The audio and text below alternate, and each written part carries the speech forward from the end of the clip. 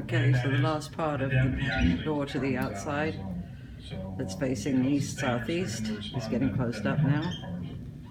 I don't know if there's a wind that you... That'd be great.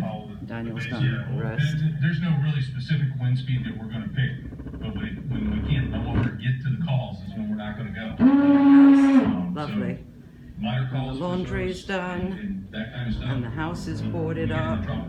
So this is going to be my inside. Everything off the walls. Then lights on, doors, front door, shutters outside, more shutters. It's pretty dark in here. So we've taken everything off the shelves. Got things down here, off shelves. Living room with laundry, television while we still have it. That's going to be being boarded up. Hand sanitizer. I'm making chicken soup. We've got cases and cases of water. Everything's shuttered up over here. You can see. This is the only place that has the real ones, but that's good.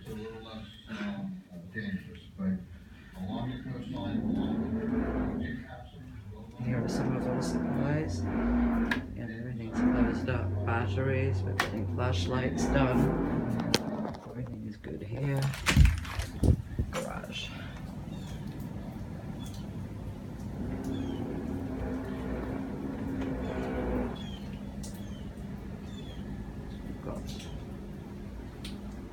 Water, bridges.